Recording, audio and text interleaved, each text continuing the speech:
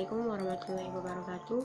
Saya Mei Sintika sebagai pemateri pertama akan menjelaskan pembahasan mengenai perkembangan sains pada masa kejayaan Islam abad ke-8 sampai abad ke-12.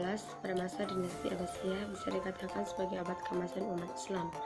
Umat Islam pada zaman tersebut menjadi kiblat dunia karena perhatiannya yang sangat besar terhadap agama dan juga ilmu pengetahuan serta filsafat. Pemerintahan dinasti Abbasiyah dianggap sebagai pilar utama perkembangan sains dalam Islam karena pada masa itu banyak bermunculan ilmuwan dan berbagai karya dalam ilmu pengetahuan. Masa pemerintahan Abbasiyah mencapai puncak kejayaan di bawah pemerintahan Harun al-Rashid yang cukup terkenal dalam sejarah peradaban Islam. Pada saat itu pemerintahannya menikmati kekuasaan dan keagungan ilmu pengetahuan. Sedangkan di sisi lain dinasti Umayyah yang ada di Andalusia mengalami kemajuan yang sangat pesat dalam membangun peradaban Islam baik dalam agama maupun ilmu pengetahuan. Prestasi kaum muslim yang pertama ada Jabir ibnu Hayyan yang merupakan penemu ilmu kimia. Ia melakukan eksperimen mengenai kuantitas zat yang berhubungan dengan reaksi kimia yang terjadi. Ia menemukan hukum perbandingan tetap terhadap reaksi kimia. Ia juga menemukan reaksi kimia lainnya seperti penguapan, sublimasi, dan kristalisasi yang kemudian ilmu kimia tersebut masih digunakan hingga saat ini. Yang kedua ada Muhammad ibnu Musa al-Khawarizmi. Ia merupakan penulis buku tentang aljabar yang menjadi buku pertama mengenai ilmu aljabar, solusi sistematik, linear, dan notasi kuadrat.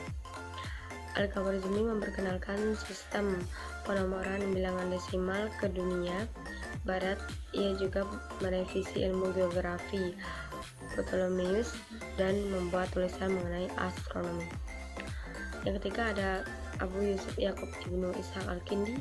Ia merupakan ilmuwan yang telah menulis 270 ensiklopedia mengenai berbagai macam bidang ilmu. Al-Kindi dikenal sebagai seorang ilmuwan yang serba bisa dan filsuf pertama yang beragama Islam dan mahir berbahasa Yunani. Ia juga mendalami ilmu pengobatan, farmasi, optik, astrologi, dan masih banyak lagi. Dan yang keempat ada Abu Bakar Muhammad bin Zakaria Ar-Razi. Ia disebut sebagai bapak imunologi karena telah menemukan penyakit alergi, asma, cacar, dan ilmu imunologi. Selain ilmu kedokteran, ia juga mendalami berbagai ilmu sains lainnya seperti farmasi dan matematika. Ia juga menggeluti bidang kimia, dikenal sebagai pembuat alat-alat kimia seperti mortar, spatula, dan tabung reaksi yang masih digunakan di berbagai belahan dunia hingga sekarang. Assalamualaikum warahmatullahi wabarakatuh. Saya Muhammad Bilal Bistani sebagai pemateri kedua akan menjelaskan tentang motivasi Islam dalam perkembangan sains. Yang kita ketahui, agama Islam adalah agama yang sangat memperhatikan ilmu pengetahuan. Dia mendorong umatnya agar terus menuntut ilmu, meraih sains dan teknologi. Agama Islam sendiri adalah agama kehidupan yang selalu sesuai dengan perkembangan zaman dan dapat diterapkan dalam segala tempat. Ayat-ayat Al-Quran memerintahkan manusia untuk terus berupaya meningkatkan kemampuan ilmiahnya. Jangankan manusia seperti kita, Nabi Muhammad pun sebagai Rasulullah diperintahkan selalu berusaha dan berdoa agar pengetahuannya bertambah. Doanya dirumuskan Allah sendiri di ujung ayat 114 surah Thaha yang artinya, Tuhanku tambahkanlah ilmu pengetahuanku.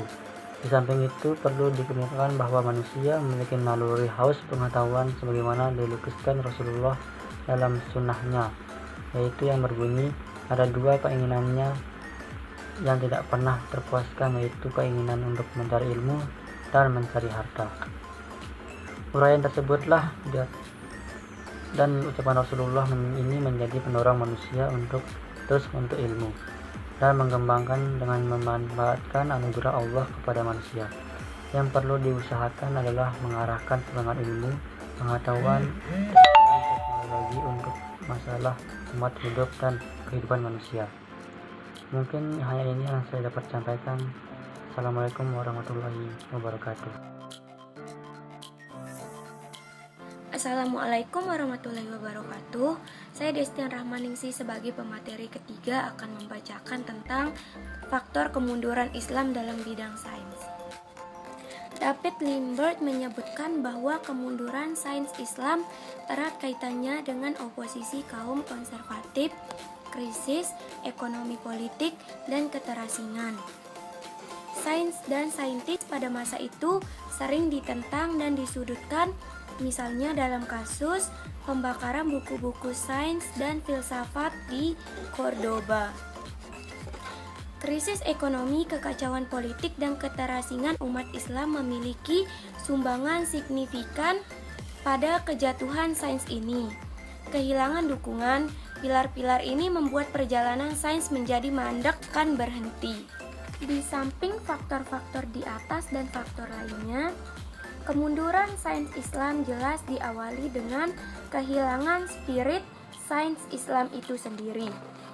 Al-Hasan menyimpulkan ada 4 sebab, yaitu: pertama, karena faktor ekologi dan alam; kedua, karena faktor invasi eksternal; ketiga adalah hancurnya pandangan internasional dan berkembangnya kekuatan barat; keempat adalah faktor intervensi dan kolonialisasi militer.